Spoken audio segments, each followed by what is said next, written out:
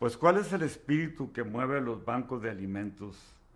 Si estamos hablando de espíritu, estamos hablando de que el banco de alimentos es un ser vivo, ¿sí? Que tiene espíritu, que tiene vida, que tiene una misión encomendada en mi concepto de lo alto, que me inspiró a empezar todo esto.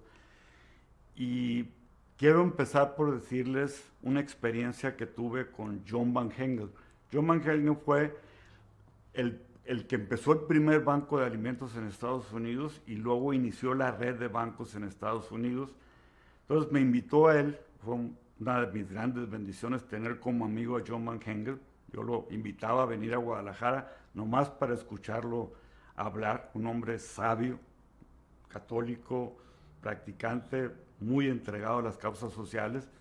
Entonces, me invitó a un congreso o encuentro nacional de bancos de alimentos en Estados Unidos. Nada que ver con México, ¿no? Llegaban a la inauguración el secretario de Agricultura de Estados Unidos, el Departamento de Agricultura, el gobernador del estado en el que estábamos, grandes personalidades, empresarios, y pues se daban cifras que a mí la verdad me apantallaban, ¿no? Y entonces hablaban de 27 millones de personas beneficiadas, de millones de toneladas que rescataban allá y millones de pies cuadrados, decían ellos, de bodegas de primer mundo construidas. Y nosotros apenas empezando aquí. Entonces, aquel hombre, John Mangel, un hombre sencillo, que vivía la pobreza franciscana tal cual, ¿no? Me decía, ¿ves tú todo esto? Dice, no se te olvide una cosa, me decía, el espíritu debe prevalecer siempre sobre las estructuras. Si pierdes el espíritu, lo pierdes todo. Y era un hombre de oración. Cuando venía aquí a mi casa, me recuerdo con mucho cariño, ¿no? Le platicaba mis dificultades con las que nos estábamos encontrando, ¿no? En los bancos de alimentos, e inmediatamente me tomaba de las manos así, y me decía, vamos a hacer oración. Y se ponía a hablar con Dios, con Jesús Dios, como si estuviera ahí, en medio de nosotros, y decía, ayúdale a Ricardo en esto y en lo otro. Y ver lo que había logrado allá aquel hombre, ¿no? Con una sencillez. Y me dejó muy marcado eso que dijo. Si pierdes el espíritu, lo pierdes todo. ¿Cuál es el espíritu que mueve actualmente a los bancos de alimentos? El primero, son dos. El primero, cuando fue la inauguración del primer banco de alimentos aquí en Guadalajara, Luis Adolfo Orozco, entonces presidente de Cáritas, mencionó un pasaje del Evangelio que a mí me marcó y vi cómo se hizo realidad con el tiempo. Dice, habló del milagro de la multiplicación de los panes y mencionó un detalle de ese pasaje del Evangelio que habla de un joven, cuando estaban las 5,000 gentes ahí, que le dice los apóstoles a Jesús Dios, hay que darles algo de comer, no se pueden ir así a sus casas porque se van a desmayar en el camino. Entonces dice Jesús, denles ustedes de comer. Entonces ellos van y buscan, y dice, aquí hay un joven que tiene 5 panes y 2 pescados. Me imagino yo que los traía para comer él. Sin embargo, se quitó el pan de la boca, literalmente, y puso esos 2 pescados y 5 panes en las manos de Jesús Dios. Entonces preguntaba a Luis Adolfo, ¿era necesario que ese joven pusiera esos 5 panes y 2 pescados para que se diera el milagro de alimentar a 5,000 gentes y todavía sobraran 12 canastos? Pues dijimos, pues es Dios, es todopoderoso, pues igual no necesitaba el joven. No, dice, es que yo no pregunté si podía o no, dice, si era necesario que ese joven se desprendiera y pusiera en manos de Jesús. Y entonces se dirige hacia nosotros Luis Adolfo y nos dice, y nos pregunta, ¿cuántos panes y cuántos pescados hay aquí? Es decir, ¿cuánto talento cuánto dinero, cuánto trabajo hay aquí. Y yo les aseguro, y habló proféticamente Luis Adolfo, dijo, y yo les aseguro, dice, que en 1991 se va a realizar un milagro aún mayor y vamos a poder alimentar con el tiempo a muchísima gente. Muchos más que los 5,000 que alimentó Jesús. Pero es bien importante para que ese milagro se dé. Jesús, Dios, necesita preguntarnos a cada uno de ustedes que me están escuchando, ¿cuánto talento tienes? ¿Cuánto tiempo, de ese tiempo que te hace falta? Porque seguramente eres una persona ocupada si me estás escuchando. ¿Cuánto trabajo estás dispuesto a aportar para los bancos de alimentos? Y puedo asegurar, como que existe la ley de la gravedad, de que Dios, a través de Jesús, va a poder multiplicar y realizar un milagro ahí en tu comunidad donde quieres abrir un banco de alimentos. La segunda parte tiene que ver con el primer video que hicimos y llegó la inspiración cuando leíamos el Evangelio donde Jesús habla claramente del juicio final y curiosamente lo dice de una manera muy sencilla y que seguramente todos ustedes habrán oído. Dice, cuando te presentas ante Él en el juicio final, dice, vengan benditos de mi Padre a este paraíso que preparé para ustedes antes de la creación del mundo. Y dice, porque tuve hambre, me diste de comer, tuve sed, me diste de beber, estuve desnudo, me vestiste, estuve en la calle y me hospedaste, estuve en la cárcel y me fuiste a ver.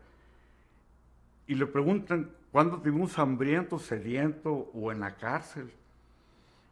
Y contesta él, yo les aseguro, dice, es bien importante eso, yo les aseguro que todo lo que hicieron con el más insignificante de esas personas que uno ve que no quiere ni voltear a ver, fue conmigo con quien lo hiciste. De modo que pásale el paraíso porque tuve hambre y me diste de comer, ¿no? ¿Cuántos Jesuses hay aquí nomás en esta ciudad de Guadalajara? Más de 600,000 gentes que podemos ayudar. Y ojalá terminara ahí el pasaje, pero luego también agarra al otro grupo y le dice al infierno, porque tuve hambre y no me diste de comer, tuve sed.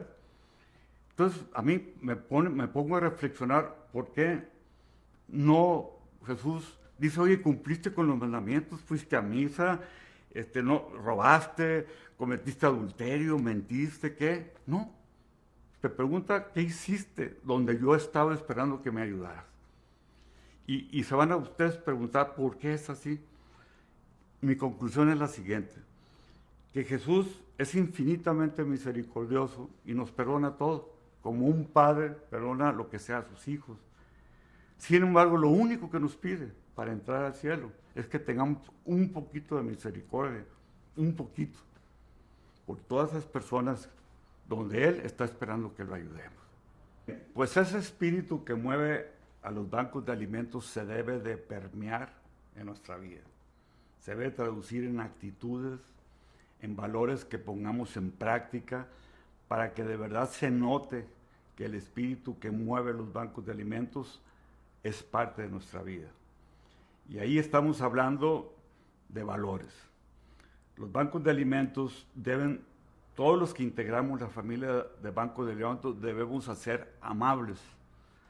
Amables viene de amor y hay que tratar siempre con amabilidad a cualquier persona y no voltearla a ver ni para arriba cuando trata uno con las alturas, ni tampoco voltear a ver hacia abajo a las personas más necesitadas. Estamos de igual a igual. Vamos a terminar donde mismo y seguramente los que han sufrido más van a estar adelante de nosotros. Entonces, verlos siempre y tratarlos con amabilidad, con dignidad.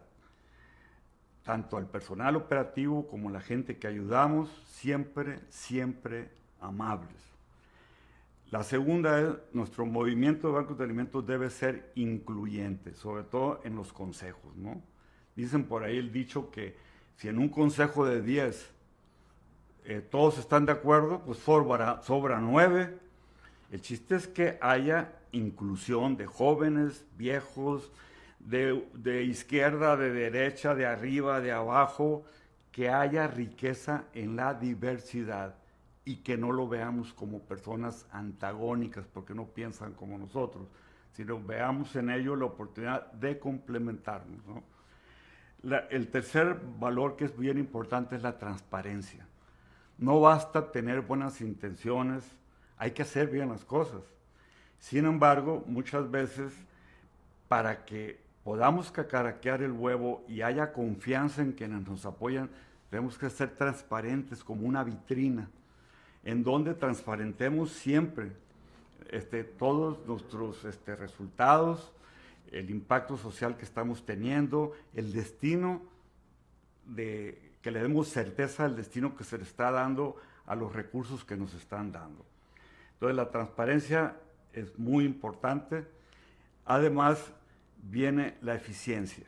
Hay que hacer bien las cosas y siempre buscar la manera de hacerlas mejor. Y para ello se necesita trabajar en equipo, ¿sí? Nunca hay que hablar yo, tú, siempre nosotros. Logramos esto.